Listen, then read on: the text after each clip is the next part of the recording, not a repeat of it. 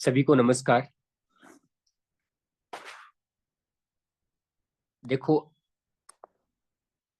YouTube पर जितने भी वीडियो आ रहे हैं, अब जो इसमें पूरी जो सीरीज है वो YouTube पर नहीं करवाई जाएगी। उसके लिए हमने एक प्राइवेट अलग से ग्रुप बना रखा है, टेलीग्राम पर भी और एप्लीकेशन पर भी। अगर आप सभी साथी कोई जुड़ना चाहता है ईओ पार्ट बी के लिए, तो आप टेलीग्राम पर जाके स्टडी विद मनोज भामू करके उस पर आपको टेलीग्राम का लिंक मिल जाएगा, वहां पर आपको ज्वाइन होना है। फिर उसके बाद मेरे को वहां पर भी मैसेज कर सकते हो। उसके अलावा स्टडी विद मनोज बामू नाम से एप्लीकेशन है, वहां जाके आप पार्ट बी का जो कोर्स है वो ले सकते हो। 1,000 रुपये का कोर्स है, जिसके अंतर्गत पार्ट बी की सभी चीजें पूरा कवर होगा, A to Z, जितने भी सर्कुलर है, गवर्नमेंट की जितनी भी अधिसूचनाएं आई है, उसके अलावा बेयर एक्ट है, और जैसे अ, जितने भी आपके डाउट है, मतलब इस पे पर्सनल मेंटरशिप शामिल रहेगा। इसलिए आप जितने भी साथी जुड़ना चाहते हैं वो जुड़ सकते हैं। ठीक है, क्लास आगे कंटिन्यू करते हैं। धन्यवाद।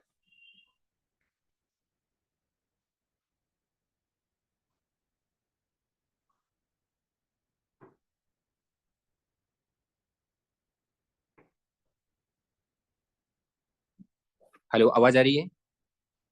आ रही है सर।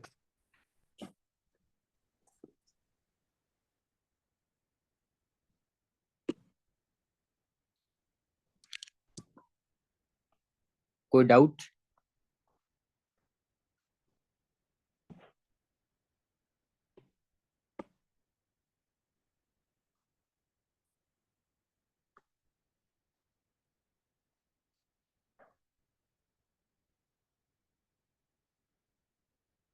कोई डाउट है तो आप बताओ, बाकी स्टार्ट करते हैं फिर।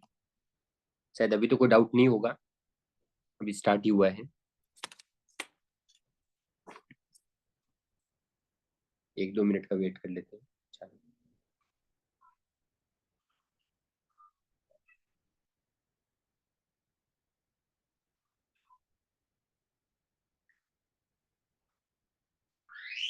जितने भी ग्रुप पर कोई सर्कुलर अधिसूचना अपलोड करता हूँ, तो आपको क्या करना है, उसको रीड करना है और उससे इस लिंक, डायरेक्ट से उसको लिंक करना है। क्योंकि देखो, 1-2 क्वेश्चन ऐसे आएंगे जो बिल्कुल आउट ऑफ द सिलेबस होंगे, लेकिन वो आउट ऑफ द सिलेबस नहीं होंगे, क्योंकि जो उनकी वेबसाइट होती है ना, उस पर वो चीजें बार बार रिपीट होती है। तो वो धारा अपन को एकदम क्लियर होनी चाहिए, मतलब उसकी उपधारा भी याद होनी चाहिए। समझ रहे हो बात को? अब जैसे कई पूछते हैं कि उपधारा कौन कौन सी याद करनी है, जो बार बार स्वशासन की विभाग पर कोई भी सर्कुलर आता है या कोई भी पावर का यूज होता है, वो वाली शक्तियां या वो वाली धाराएं अपन को अच्छे से याद होनी चाहिए। उसके अलावा जो बच गया वो अपन इधर डायरेक्ट में कवर कर ही रहे हैं। जैसे एक क्वेश्चन आया था परिशिष्ट वाला, याद हो तो आपको, लेखा नियम से संबंधित। वो क्वेश्चन उनका ही सही हुआ है जिन्होंने उसको देखा, वेबसाइट को देखा। एक क्वेश्चन आया था प्रधानमंत्री आवास योजना का, कोई एप्लीकेशन को लेकर के, ऐप को लेकर के। वो क्वेश्चन उनका ही सही था जिन्होंने वेबसाइट वगैरह विजिट की थी, हर योजना वगैरह की और विभाग की। इसलिए जो भी सर्कुलर या अधिसूचना मैं ग्रुप पर अपलोड करूँ, उसको आपको ढंग से रीड करना है, उसको समझना है। इसमें आप ये मत समझना कि मेरा पिछला स्कोर 40 में 40 था इसलिए इस बार भी हो जाएगा, ऐसा कुछ नहीं है। कई बार मतलब पेपर का टफ आ गया थोड़ा सा, ढंग के बंदे ने बना दिया पेपर, तो स्कोर 30 से ऊपर भी नहीं चढ़ेगा। वो केवल उन्हीं बंदों का होगा जो प्रैक्टिकल में उन चीजों को देख रहे हैं। ठीक है ना? तो यहाँ तक कोई डाउट आपके मन में कोई आ रहा हो तो बताओ एक बार, फिर स्टार्ट किया जाए।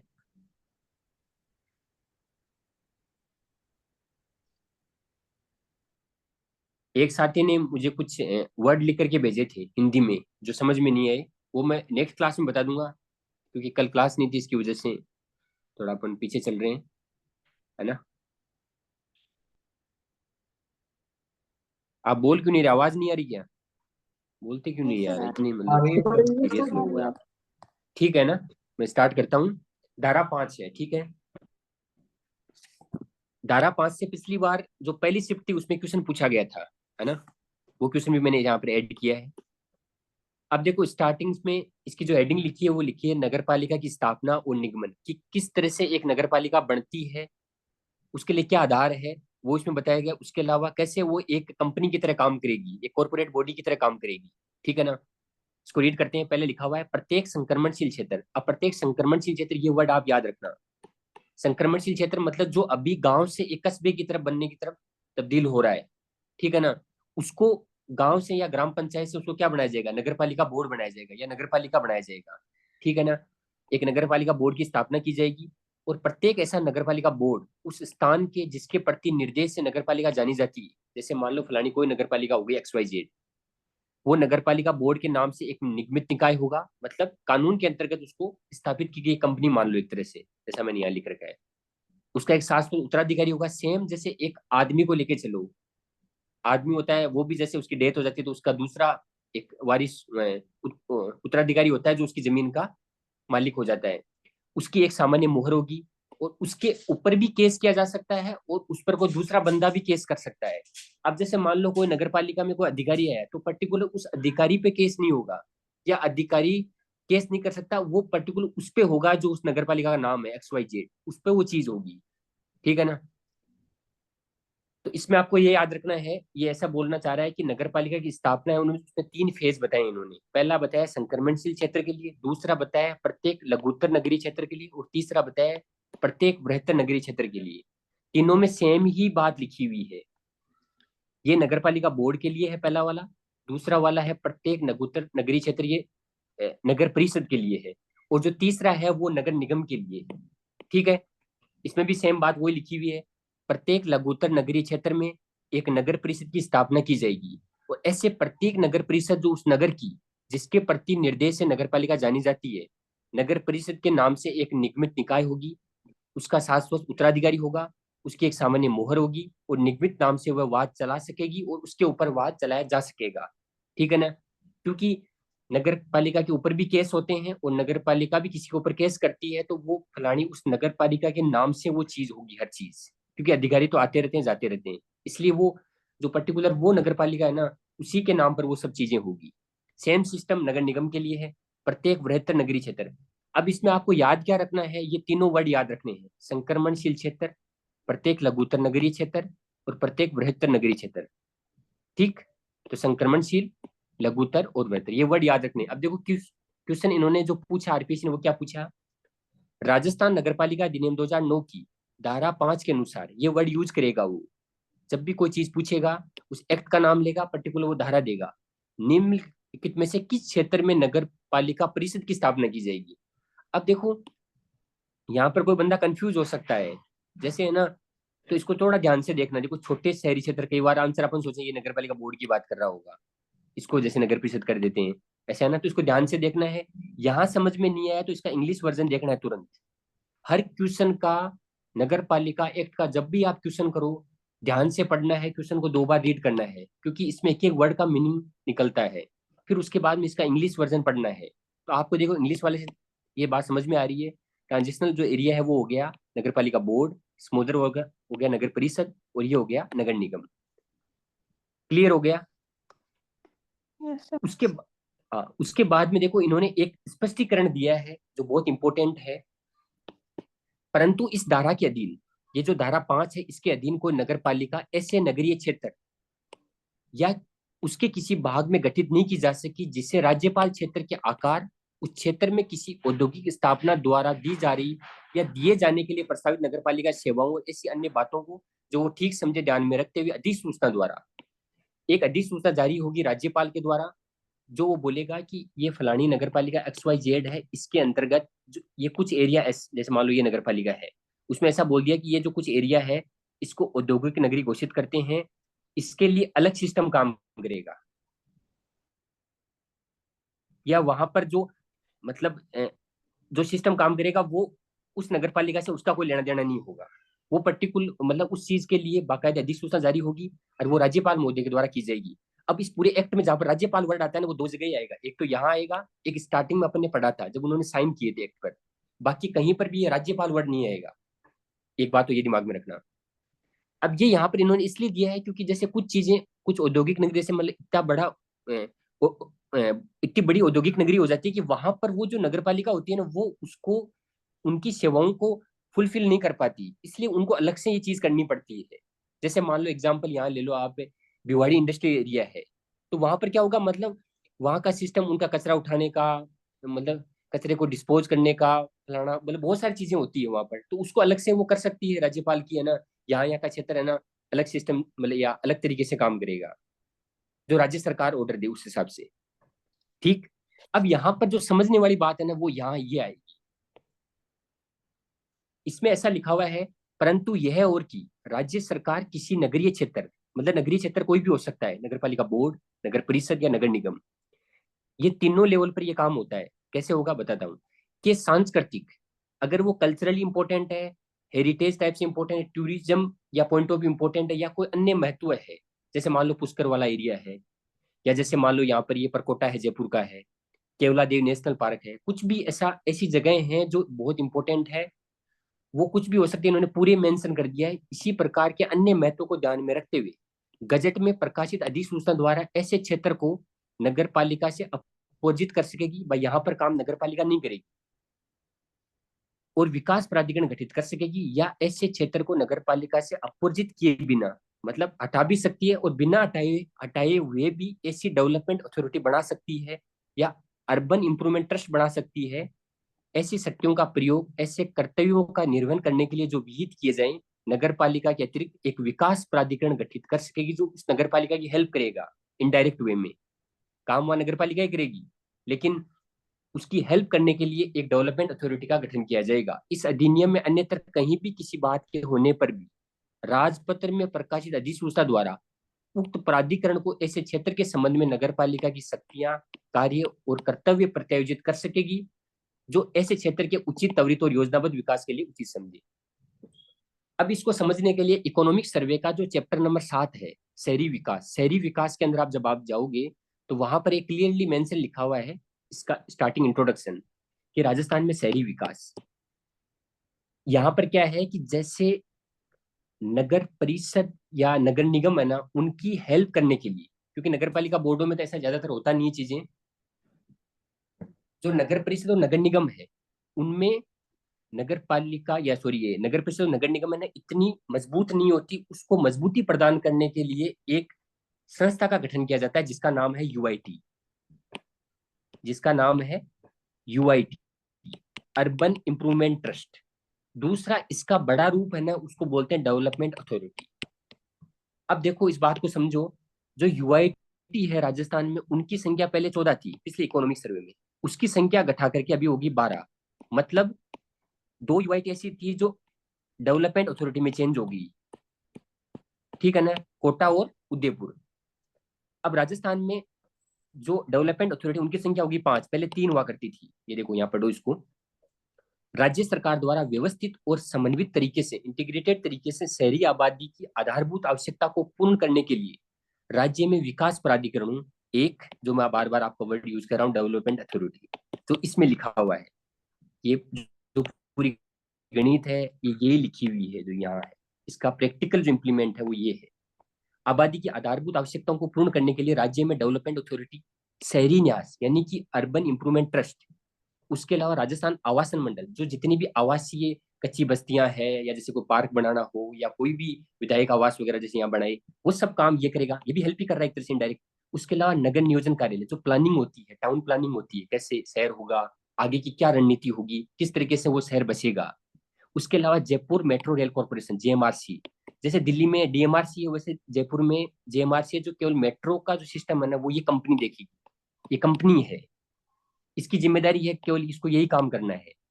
इसका काम है केवल टाउन प्लानिंग करना, इसका काम है केवल आवास बनाना, इसका काम है अर्बन का इंप्रूवमेंट करना। ये क्या है, डेवलपमेंट अथॉरिटी, जैसे ना पार्क वगैरह बना देगी, या जैसे कोई ना पुल वगैरह बना देगी स्पेशल, आपने देखा होगा जयपुर वगैरह में कि जैसे लिखा रहता है ये काम जेडीए के अंतर्गत हो रहा है। अब जैसे राजस्थान में है ना, राज्य में 5 विकास प्राधिकरण है, जयपुर, अजमेर, जोधपुर। शुरुआत में 3 थे, अभी हाल ही में पिछले साल 2 और बढ़ा दिए, कोटा और उदयपुर। ये यूआईटी का अपर वर्जन है, डेवलपमेंट अथॉरिटी। और जो शहरी विकास, शहरी न्यास है, उनकी संख्या होगी 12, जिनमें आप अधिकतर जिले हैं। एक ऐसा जगह है आबू, जो क्या है, tourist point of view important है, इसलिए ये आप आबू वाला याद रखना इसमें, बाकी सारे जिले भी याद होने चाहिए, वो मैं बाद में आपको याद करवा दूंगा। उसके अलावा देखो, राजस्थान आवासन मंडल एवं Jaipur metro rail corporation limited नागरिकों की सुविधा के लिए विकास हेतु कार्यरत है। ये बात समझ में आई कि नहीं है यहाँ तक? सर दोनों ही नहीं, एक ऊपर वाला पैरा है जो कंफ्यूज कर रहा है कि भाई, जैसे इसमें लिखा है परंतु इस धारा के अधीन कोई नगर पालिका ऐसे नगरीय क्षेत्र या उसके किसी घटित नहीं की जा सकती जिसे आप डाउट राज्यपाल। बताओ, मतलब मैंने ये मतलब समझ में क्या डाउट नहीं आया ये है जैसे? कि मतलब जैसे कि हमने लास्ट से लास्ट क्लास में ये कंफर्म किया था कि भाई अब ये संपूर्ण राज्य में लागू होगा, जबकि मतलब अपन यदि औद्योगिक क्षेत्र को छोड़ दें तो क्या ये संपूर्ण राजस्थान में लागू होगा क्या इनफैक्ट? संपूर्ण राजस्थान में ही लागू है। ये बोल रहा है कि जैसे नगर पालिका है, कई बार क्या होता है ना, कुछ ऐसा क्षेत्र होता है, वो देखो चेंज तो हर चीज में चेंज होगा। ऐसे नहीं हो सकता कि कोई बिल्कुल ही वो लिख दिया तो मतलब नहीं, फाइनल हो गया। वह सीधा डायरेक्टली एक ही क्वेश्चन सर कि भाई कि औद्योगिक क्षेत्र को छोड़ के हाँ, या लेकिन वो फिर तब उसमें मतलब ये। एक उन्होंने ये बात बोली कि राज्यपाल ऐसी बात बोलेगा, उसकी बाकायदा अधिसूचना जारी होगी, तब उसको अपॉर्जित करना है उस फलानी नगर पालिका से। उसका रीजन दिया है, क्योंकि वो नगर पालिका इतनी उस चीज को हैंडल नहीं कर पाएगी अकेली, तो उसके लिए अलग से एक सिस्टम खड़ा करना पड़ेगा। जैसे आपने कभी पढ़ा होगा स्पेशल पर्पज व्हीकल।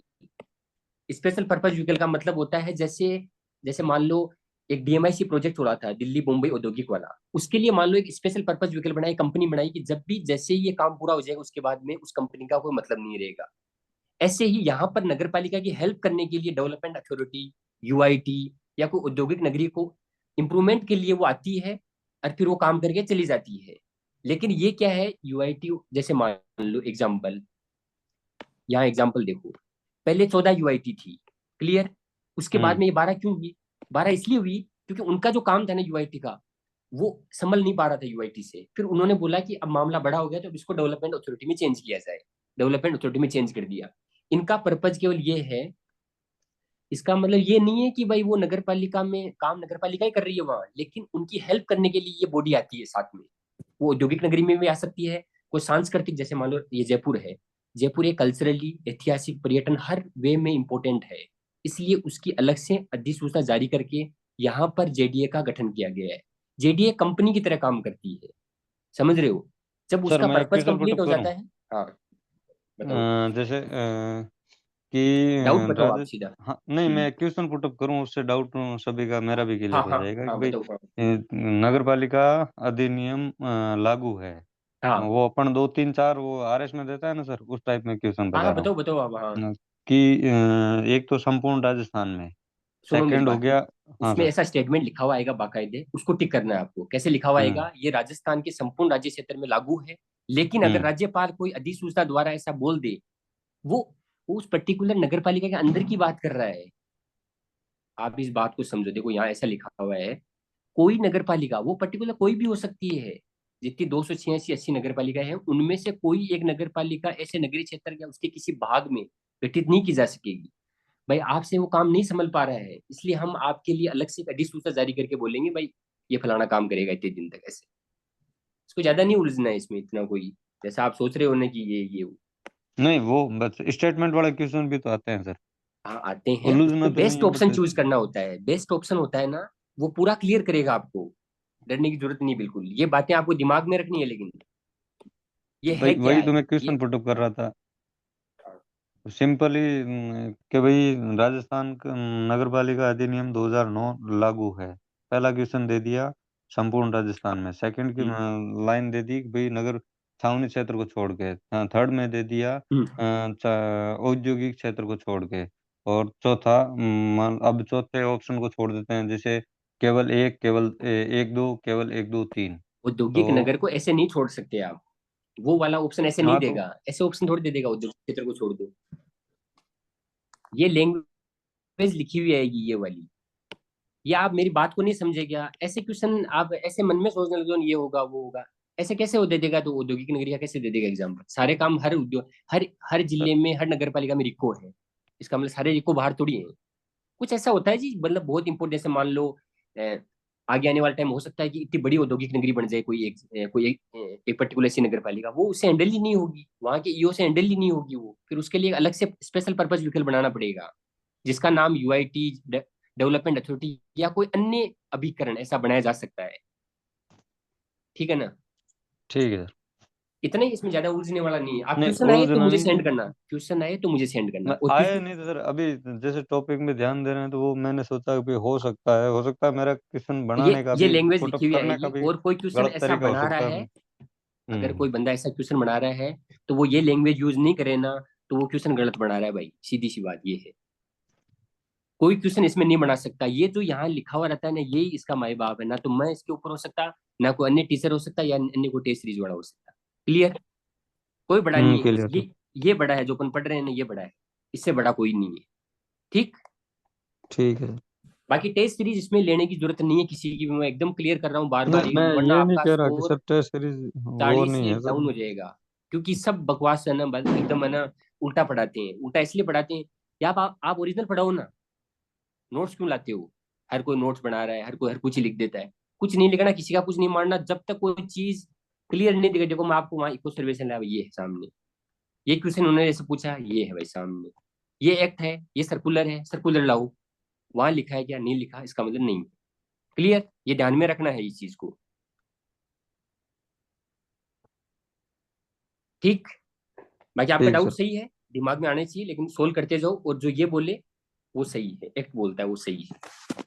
आगे देखो, नगर पालिका की संरचना उत्तरवर्ती उपधाराओं में, मतलब जो आगे की धाराएं आएगी उसमें अंतर्विष्ट उपबंधों के अधिकृत रहते हुए, ये बोल रहा है कि जो आगे जितनी भी आप धाराएं पढ़ोगे इसके अंदर, धारा 6 में, उनके अंडर में रहते हुए, किंतु इस उपधारा के आगामी उपबंधों में यथा उपबंधित के सिवाय किसी नगर पालिका के सभी स्थान वार्डों के नाम से जाने जाने वाले प्रादेशिक निर्वाचन क्षेत्रों से प्रत्यक्ष निर्वाचन द्वारा चुने गए व्यक्तियों से भरे जाएंगे। कहने का मतलब है, जब भी कोई नगर पालिका निर्वाचन क्षेत्र होगा, वो अलग अलग वार्डों में विभाजित होगा, और उन वार्डों में जो भी सदस्य होंगे वो निर्वाचन, प्रत्यक्ष निर्वाचन के द्वारा भरे जाएंगे। और ऐसे स्थानों की संख्या 20 से कम नहीं होगी। और समय समय पर राज्य सरकार उनको बढ़ा भी सकती है, नियत की जा सकेगी। समझ गए? ज्यादा भी कर सकती है, कम भी कर सकती है। अभी का आपको मैं सिनेरियो बता देता हूँ। वर्तमान में 15,000 से, सॉरी, मिनिमम कितने वार्ड है? 15,000 की पॉपुलेशन पर 20 वार्ड का बोला हुआ है, जो लेटेस्ट सर्कुलर है उसके आधार पे। ठीक। ये मैं अपलोड कर दूंगा। और अधिकतम 15 लाख के ऊपर 150 वार्ड है, जो जयपुर में है। ये मिनिमम और मैक्सिमम का है क्राइटेरिया भी, जो आप दिमाग में रख लेना, 15 के और 15 L। ठीक। अब इसमें ये बोला कि जो भी मेंबर होंगे इसमें 20, उनके अंदर और कौन कौन शामिल होगा, उसके लिए आगे इन्होंने क्लियर किया है, कै में और ख वगैरह आगे जो चलेगा। पहला ये लिखा हुआ है कि नगर पालिका बोर्ड, नगर परिषद यथास्थिति नगर निगम में निम्नलिखित का प्रतिनिधित्व होगा। ये इसे बोलना चाह रहा है, ये तीनों जो श्रेणियां हैं, इन तीनों श्रेणियों में और किन किन का प्रतिनिधित्व होगा। तो पहला बोला है, किसी ऐसे निर्वाचन क्षेत्र का जिसमें किसी नगर पालिका का क्षेत्र पूर्णतः या भागतः समाविष्ट हो, प्रतिनिधित्व करने वाला राजस्थान विधानसभा का सदस्य। विधानसभा वर्ड की है, न कि विधानमंडल। विधानसभा का मतलब हुआ है कि वहां का एमएलए उसका मेंबर होगा। इसको ऐसे समझो, जैसे कोई नगर पालिका है, ये XYZ जो भी नगर पालिका है, इस नगर पालिका क्षेत्र में जितने भी एमएलए आएंगे, कई बार ऐसा भी हो सकता है कि एक ही एमएलए आए, कई बार ऐसा भी हो सकता है कि जैसे मान लो इधर वाले का एमएलए इधर लग रहा है, इधर वाली का एमएलए। विधानसभा क्षेत्र का विधानसभा का जो एरिया होता है वो अलग अलग होता है, एमपी का भी अलग होता है, पंचायत का अलग होता है, नगर पालिका सबका जो निर्वाचन क्षेत्र होता है वो अलग अलग होता है। तो एक नगर पालिका में 2 एमएलए भी आ सकते हैं, 3 भी आ सकते हैं, एक भी आ सकता है, लेकिन एक तो मतलब कंफर्म आएगा। ठीक है ना? तो वो बोल रहा है कि वो एमएलए है ना, इस नगर पालिका बोर्ड का क्या होगा? मेंबर होगा। ये बात समझ में आ गई कि यहाँ पर? Yes sir. ठीक है। उसके बाद में इन्होंने सेकंड बात बोली है। सेकंड जो बात बोली ये बोलिए, इसको यहां से हटा दिए आगे वाला, जो आपका, आपके पास जो भी बापने वाली बुक है उसमें आप देख लेना, इसको हटा रखा होगा। वहां पर ये बोला है कि नगर पालिका प्रशासन का विशेष ज्ञान और अनुभव रखने वाले। जैसे कई बार क्या होता है ना, कोई नगर पालिका में अच्छा कोई बंदा होता है जो चुनाव हार जाता है, अब उसको कैसे उसकी डायरेक्ट एंट्री कराई जाए, जैसे राज्यसभा में होती है या मनोनीत सदस्य के माध्यम से होती है, वो बड़ा कॉन्सेप्ट है ये। नगर पालिका में भी ऐसा होता है। नगर पालिका प्रशासन का विशेष ज्ञान और अनुभव रखने वाले व्यक्तियों की संख्या नगर पालिका बोर्ड में 6 होगी, नगर परिषद में 8 होगी और नगर निगम में 12 होगी। 6, 8, 12 ये तीनों डेटा आपको याद रखना है। इनकी पहले संख्या 4, 5, 6 हुआ करती थी, जो बढ़ करके 6, 8 और 12 हो गई है। ये समझ में आ गया। लेकिन इसमें ऐसा एक बात और बोल दी, 2021 8 अप्रैल 2021 का एक सर्कुलर था, उसमें एक बात बोली कि एक बंदा दिव्यांग भी होगा इन सब में। जो राजस्थान पहला स्टेट है ऐसा करने वाला कि नगर पालिकाओं में मनोनीत सदस्य के रूप में एक दिव्यांग को शामिल करना। यहां तक कोई डाउट? चलूं आगे, ये दोनों समझ में आ गया। सर ये सर्कुलर अब कब लागू हुआ? पहले मूल एक्ट में 13 थे, तो ये कब से है सर? कौन सा, ये वाला? मतलब मिनिमम 20 सदस्य वाला। ये 2021 का है या 20 का है? 21 का नहीं होना चाहिए, लेकिन नहीं ये इसमें ऐड नहीं, नहीं ये किया इन्होंने।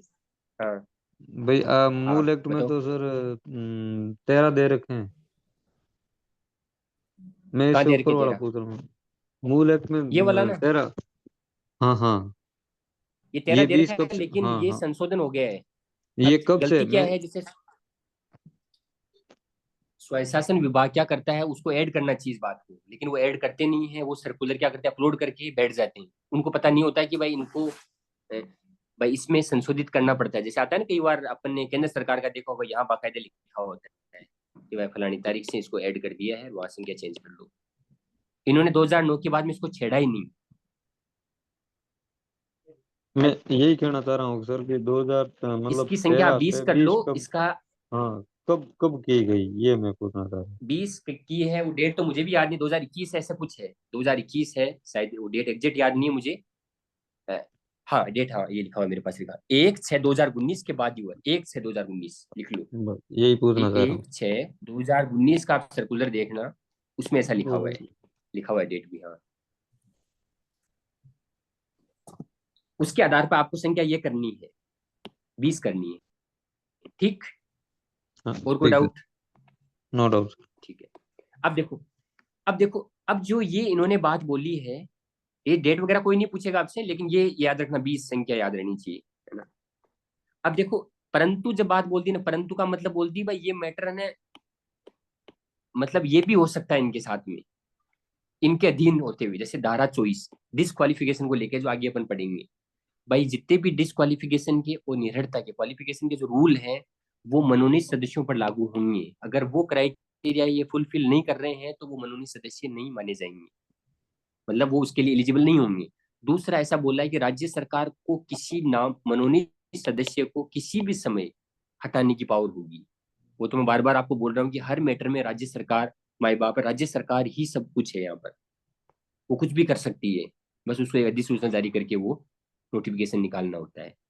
मनोनीत सदस्य को नगर पालिका की बैठकों में मत देने का अधिकार नहीं हुआ। ये क्वेश्चन आपसे एग्जाम में पूछ सकता है, बेसिक क्वेश्चन। ये लाइन लिखी हुई आ जाएगी, क्या मत देने का अधिकार होगा या नहीं होगा, या बराबर की स्थिति में देने का होगा, ऐसा कुछ ऑप्शन दे देगा। तो आपको मत देने का अधिकार नहीं होगा, ये ठीक करना है। अब ख में ऐसा लिखा हुआ है कि ये किसी ऐसे निर्वाचन क्षेत्र का जिसमें नगर परिषद यथास्थिति नगर निगम का क्षेत्र पूर्णतः या भागतः समाविष्ट है, प्रतिनिधित्व करने वाले लोकसभा के सदस्य का ऐसी नगर परिषद या यथास्थिति नगर निगम में प्रतिनिधित्व होगा। कहने का मतलब है, जैसे कोई नगर पालिका है, वो कोई ना कोई तो ऐसी लोकसभा क्षेत्र के अंतर्गत आएगी। अगर वहां पूरी की पूरी एक आ रहा है, तो वहां का एक एमपी जाकर के उस मीटिंग में भाग लेगा, और उसको वोटिंग का राइट भी होगा, क्योंकि वो चुना हुआ प्रतिनिधित्व है, मतलब चुना हुआ कैंडिडेट है, चाहे वो है लोकसभा का, लेकिन वैसे। ठीक। दूसरा, अगर कोई अंश है, जैसे मान लो यहाँ पर 2 लोकसभा क्षेत्र लग रहे हैं, तो 2 एमपी जाकर के उस मीटिंग में बैठेंगे। जैसे एग्जाम्पल के तौर पे जयपुर का है, तो जयपुर ग्रामीण है ना, जयपुर ग्रामीण का और शहरी का, ये दो दो एमपी वहां जाकर के बैठेंगे नगर निगम में। जयपुर की नगर निगम की कोई बैठक होगी तो, समझ गए? ऐसे, यहां तक समझ में आ गया? सर यस ये सर। यहाँ पर हाँ, लोकसभा आ- सदस्य केवल नगर परिषद और नगर निगम में ही सदस्य हो सकता है, क्योंकि इसमें हाँ, बोर्ड लिखने का। बोर्ड नहीं लिखा है, इसमें नहीं लिखा, तो वो उसमें नहीं जाएगा। अब मुझे ठीक। बताओ कितनी कितनी मीटिंग में चला जाएगा। जैसे मान लो एक लोकसभा की, जैसे मान लो सीकर की बात, तो सीकर में 8 विधानसभा क्षेत्र, 8 मतलब वो हो गए, 8 क्या शायद मतलब नगर पालिकाओं की संख्या शायद ज्यादा है, कितनी है, 10 के आसपास होगी मान लो, 10 मान लो, ज्यादा मान लो, तो वो 10 में थोड़ी भाग लेगा, फिर वो नगर परिषद और नगर निगम में ही लेगा। क्लियर लिखा है इन्होंने यहाँ पर। राज्यसभा का भी नहीं चलेगा, केवल लोकसभा, ये भी वर्ड जैसे आ सकता है फंसाने के लिए, ठीक है ना। अब इन्होंने आगे क्लियर किया है, परंतु खंड क का, अब क का उपखंड एक, केवल एक को लिया है इन्होंने इसका, ये इसकी बात कर रहा है, मतलब एमएलए वाले की बात। निर्दिष्ट सदस्य को नगरपालिका बोर्ड, नगर परिषद यथास्थिति नगर निगम की बैठकों में मत देने का अधिकार होगा, और खंड ख यानी कि ये वाला में निर्दिष्ट सदस्य को नगर परिषद या नगर निगम की बैठकों में वोट देने का अधिकार। समझ गए बात को। मतलब दोनों को वोटिंग का राइट है, पहली बात। एमएलए वो तीनों में जाके बैठ सकता है, और जो एमपी है वो केवल नगर परिषद और नगर निगम में ही बैठेगा।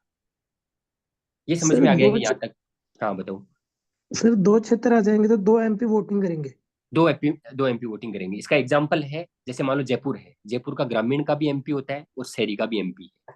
जैसे जी ग्रामीण का सर। शायद अभी कौन जीता था चुनाव, अ, राव राजेंद्र सिंह। हाँ राव राजेंद्र सिंह जी थे, वो शहरी के थे, कोई दूसरे थे, तो दोनों आके बैठेंगे उस मीटिंग में, दोनों को वोटिंग का राइट है। एमएलए है वो नगर परिषद, जैसे ये मान लो सीकर में 8 एमएलए, तो 8 एमएलए बैठ सकते हैं नगर परिषद की मीटिंग में, आ सकते हैं, और 8 को वोटिंग का राइट भी होगा। ये बात समझ में आ गई क्या? Yes sir. फिर देखो आगे इन्होंने एक, मतलब फिर अपनी बात को वापस लिया है कि परंतु यह और कि खंड क के उपखंड फैसला, मतलब एमएलए वाला मैटर बोल रहा है, खंड ख मतलब एमपी वाला मैटर है, में निर्दिष्ट सदस्य यानी कि एमपी और एमएलए इस अधिनियम के उपबंधों के अधीन किसी भी निर्हर निर्हरता के या किन्हीं भी अन्य कार्यों के अधीन नहीं होंगे। कहने का मतलब है उनको डिस्क्वालीफाई नहीं किया जाए। कई बार होता है ना, कोई मीटिंग में भाग नहीं लेने आया या वोट नहीं दिया, तो ऐसे नहीं कि उनको आप निकाल दोगे, पर उन्होंने कार्यवाही में भाग ही नहीं लिया और आप उनको निकाल दोगे नियमों के तहत, जो नियम अपन पढ़ेंगे 3। क्यों नहीं होगा? क्योंकि वो भाई एमपी पार्लियामेंट में भी जाते हैं, विधानसभा में भी जाते हैं, तो उनको टाइम नहीं मिलता, कई बार हो सकता है ऐसा हो, तो उनको, उनके ऊपर ये चीजें लागू नहीं होगी, ऐसा इन्होंने क्लियर किया है। समझ गए इस बात को? उसके आगे लिखा हुआ है, नगर पालिका की स्थापना के पश्चात, स्थापना होगी, प्रत्येक जनगणना के पूर्व होने पर राज्य सरकार राजपत्र में अधिसूचना द्वारा स्थानों की संख्या यानी कि वार्डों की संख्या नगर पालिका क्षेत्र की नवीनतम जनगणना में यथा अभिनिश्चित जनसंख्या के आधार पर पुनर्निर्धारित करेगी। मतलब कह रहा है कि वार्डों की जो संख्या है उनमें चेंजेस हो सकता है, लेकिन वो जनगणना जो नवीनतम जनगणना है उसके आधार पर उनका क्या होगा, चेंजेस होगा। लेकिन इन्होंने आगे एक चीज को, जब भी वर्ड है ना परंतु, मतलब वो अपनी चीज से बच रहे हैं। कैसे बच रहे हैं? स्थानों के पूर्वोक्ता अनुसार अवधारणा से नगरपालिका की विद्यमान संरचना पर उसकी पदावधि समाप्त होने पर कोई प्रभाव नहीं पड़ेगा। मतलब बीच में कोई चेंजेस नहीं हो सकता, जब उसकी नगरपालिका का पूरा कार्यकाल हो जाएगा उसके बाद ही उसमें चेंज हो सकता है। उससे पहले बीच में नहीं करेंगे, ऐसे नहीं बोलेंगे भाई आज वो चेंज करते हैं, ऐसा नहीं चलेगा। ये समझ में आ गया?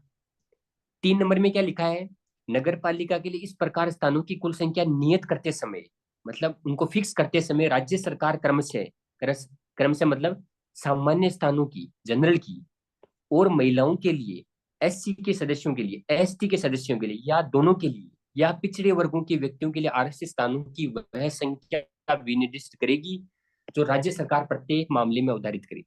जैसा राज्य सरकार बोलेगी, जैसे रिजर्वेशन, जो जैसे यहाँ पर एग्जाम्पल देता हूँ, जब भारत का संविधान जो 243 अब आप पढ़ोगे, उसमें एससी एसटी का ही जिक्र कर रखा है और महिला का कर रखा है, महिला का भी 33% ही कर रखा है, और इसमें भी एससी एसटी का कर रखा है, ओबीसी का नहीं कर रखा। लेकिन राजस्थान ने अपने लेवल पर ओबीसी को भी रिजर्वेशन यहाँ दे रखा है। समझ गए बात को? इसलिए वो जैसे ईडब्ल्यूएस को भी ये रिजर्वेशन दे सकती है अगर देना चाहे तो। सर राजस्थान ये ने समझ में आ अपने गया? लेवल पे 50% नहीं कर रखा है तो क्या चीज? रिजर्वेशन। हाँ रिजर्वेशन, मतलब महिलाओं के लिए। हाँ 50% राजस्थान ने कर रखा है, ऐसा नहीं है क्या? वो मैं बताता हूँ, देखो वो आगे आएगा, इसमें आ रहा है जस्ट अभी, कोई 2 मिनट। नगर पालिका के लिए यहाँ तक कोई डाउट नहीं है ना, इसमें डाउट नहीं है? No sir. जो आपका डाउट है वो ये है, आ जाएगा अभी। नगर पालिका के लिए नियत स्थानों की कुल संख्या के संबंध में अनुसूचित जाति SC ST के लिए आरक्षित स्थानों की संख्या का अनुपात यथाशक्य निकटतम वही होगा जो अनुपात उस नगरपालिका क्षेत्र में SC ST की जनसंख्या का उसकी कुल जनसंख्या के साथ है। कहने का मतलब ये बोल रहा है 15% अगर SC है तो 15% ही नगरपालिका में रिजर्वेशन मिलेगा। अगर 100 वार्ड है तो 15 वार्ड SC को मिलेंगे। 16 है, अब निकटतम का मतलब ये बोला है जैसे मान लो 16.4% पॉपुलेशन है तो 100 वार्डों में 16 वार्ड SC को मिल जाएंगे।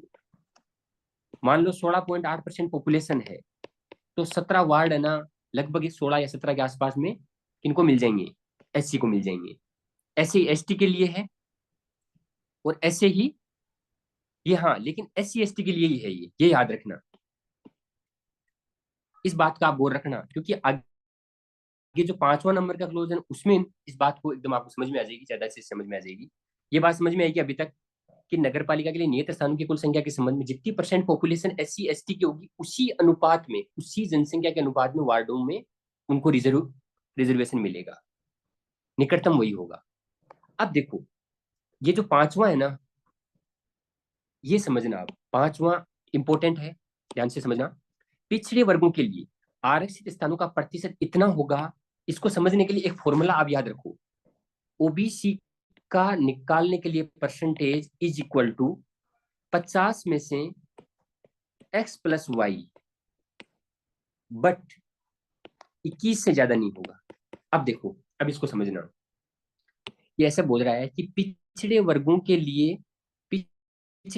लिए आरक्षित स्थानों का प्रतिशत इतना होगा SC ST की सम्मिलित जनसंख्या का प्रतिशत, मतलब x प्लस वाई, x यहाँ पर SC है और y यहाँ पर ST है, दोनों की जनसंख्या को जब ऐड करोगे और कुल जनसंख्या के 50% से कम पड़ता है, यानी कि 50 में से x प्लस वाई को जब निकालोगे तो आंसर आएगा ओबीसी का परसेंटेज।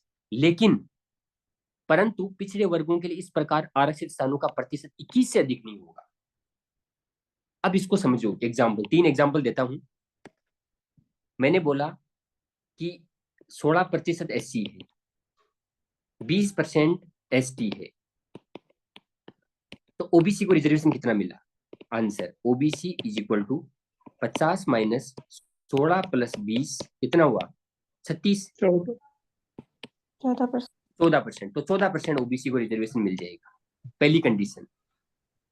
दूसरी कंडीशन, मान लो SC की पॉपुलेशन होगी 40%, ST की होगी 3%, तो भी आंसर क्या होगा? 50 minus 40 plus 3 43 equal to 7%, OBC को मिला रिजर्वेशन 7%। अब है कंडीशन जो इंपॉर्टेंट है, अगली वाली क्या है? SC को मिला, SC की पॉपुलेशन है 10%, ST की है 5%।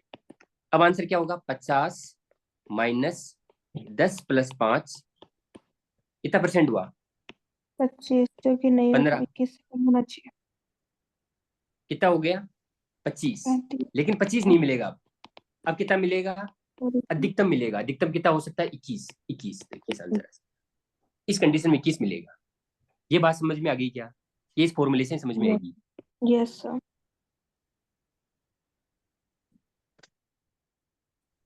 इसमें कोई डाउट नहीं होना चाहिए क्योंकि बाद में है ना, मतलब ये एकदम क्लियर होना चाहिए। मतलब ये क्लियर होगा तो आपके आगे वाली बातें और अच्छे से समझ में आएगी, ठीक है ना। अब आगे इन्होंने एक बात और लिखी है, क्योंकि भाई वहां तो हर टाइप की कंडीशन हो सकती है। आगे इन्होंने लिखा है कि परंतु यह और कि जहां SC और ST की सम्मिलित जनसंख्या का प्रतिशत उस नगरपालिका क्षेत्र की कुल जनसंख्या के 70% से अधिक नहीं है, वहां प्रत्येक नगरपालिका में कम से कम एक स्थान पिछड़े वर्गों के लिए आरक्षित रहेगा। इस बात को समझना। अब ये ऐसे बोल रहा है कि जैसे मान लो दोनों की मिलाकर के x प्लस वाई ST की मिलाकर के मान लो 70% से ऊपर निकल गई पॉपुलेशन, तब है ना, तब क्या होगा? तब कह रहा है कि ओबीसी को कुछ नहीं मिलेगा, एक बात। दूसरी बात, अगर 70% से कुछ भी एक कम हुआ, 69% हो गया, एक एग्जाम्पल भाई, 50 में से माइनस करोगे 69 को तो आंसर तो माइनस में आ रहा है, समझ रहे हो बात को?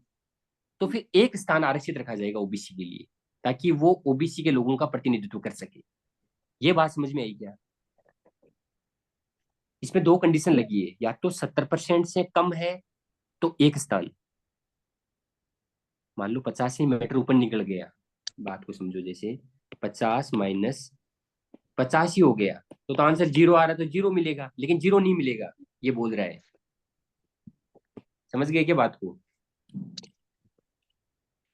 वापस समझा देता हूँ। देखो ये जो बात बोली ना इन्होंने, मान लो ये बोल रहा है कि 50 में से हर बार x प्लस वाई को माइनस करना है, जो आंसर आएगा वो बीसी को परसेंटेज मिल जाएगा।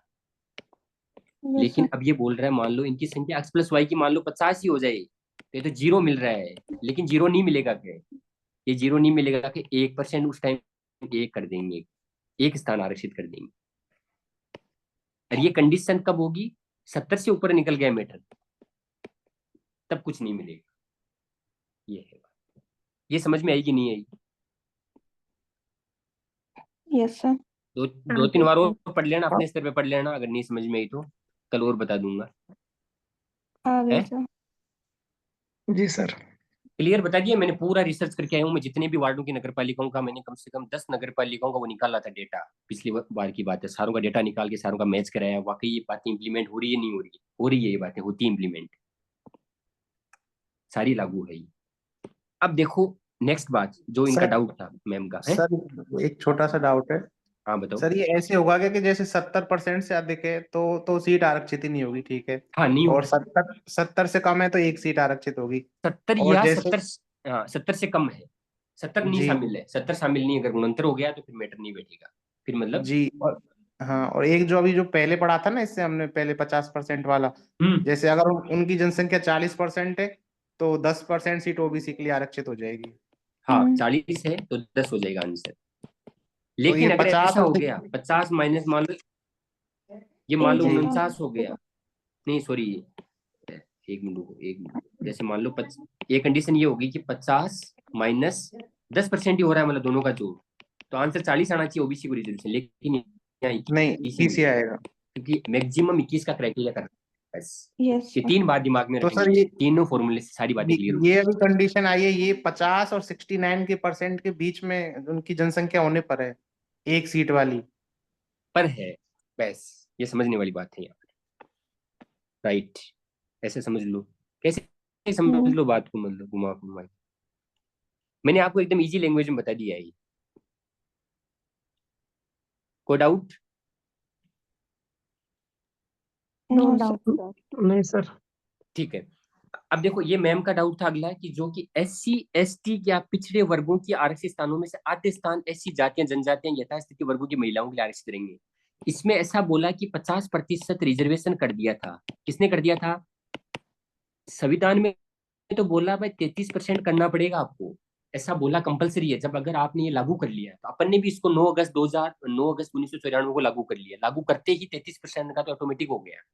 लेकिन राज्य सरकार ने, शायद 2008-9 की बात है ये, हम्म, आठ आठ का था ऑर्डर, था एक सुप्रीम कोर्ट का था, उसमें यस सर। वो मतलब बाद में जाके उसको वो किया उन्होंने, मतलब है ना, जैसे राजस्थान ने 50% कर दिया, पंचायती राज में भी 50% है, नगर पालिकाओं में भी 50% है, लेकिन पंचायती राज में तो अभी भी लागू है 50% वाला रूल।